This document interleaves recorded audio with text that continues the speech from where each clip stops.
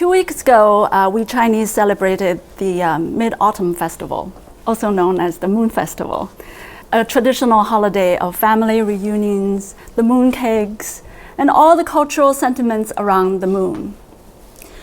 Dear Moon project was launched about the same time last year, which may have been a coincidence. But this project, for my participation in this event today, it cannot be a more perfect story for me to borrow. This 2-minute video encapsulated all the ideas that I've been fascinated with and devoted my personal time, energy, and resources to in the last 6 years. The nexus of art, science, and technology, entrepreneurship and innovation, experiences and consciousness at the human frontier, and dreams and pursuits on the borderline of insanity. An internal quest for self-actualization with more questions than answers and no path to follow. What will I see? What will I feel? What will I create? Those were the questions that I was asking. And it would take many years of chaos and research, trial and error, to eventually find my life work and have these values represented on the painting manifest itself in tangible forms: discovery, creativity, love, and free spirit. So I will talk about art and innovation with 3 historical stories in the first half, and then in the second half talk about what's happening now and in the future with STEAM, which is STEM plus art, artist in residence programs, art thinking innovation, and arts-based learning for human development. In between, I will quickly highlight the death and resurrection of the Renaissance man and the reconvergence of knowledge as relate to the industrial revolutions. And hopefully throughout you'll have some fun. There are leaders who already get it. This is a quote from Talal al-Malki. Art isn't only a painting. Art is anything that is creative, passionate, and personal. An artist is someone who uses bravery, insight, creativity, and boldness to challenge the status quo. Art is a personal gift that changes the recipient. The medium doesn't matter, the intent does. Art is a personal act of courage, something one human does that creates change in another. He was quoting Seth Godin, as some of you probably know as one of the big thought leaders in the business community.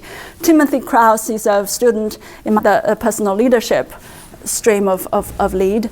He's a physician. Once a month at their company or their hospital, they do these sketches or theatrical shorts during their regularly scheduled case conferences, usually with a humorous, lighthearted slant to increase levity, reduce burnout, and improve health.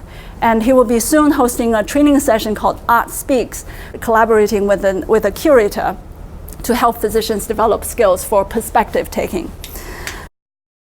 I've given you a lot of stories and examples. What is the theory behind this? Why art? Art has this multi-layered functions. It's not only about creativity. Certainly, sometimes art and creativity are almost interchangeable, but art is not only about creativity, and there are other areas of creativity that may not be may not be the traditional areas of art. So there's creativity in science, in engineering, definitely in play, in culinary endeavors, and any kind of problem solving, really. Art is certainly creative, but there's a lot more functions to it as well. So going deeper down this way, art is this medium for healing and spiritual development. It's a means for mastery. It's a means for senses and emotions. And going kind of more outer, intellectual, it helps to envision, conceptualize. It's for aesthetics, expression, communication.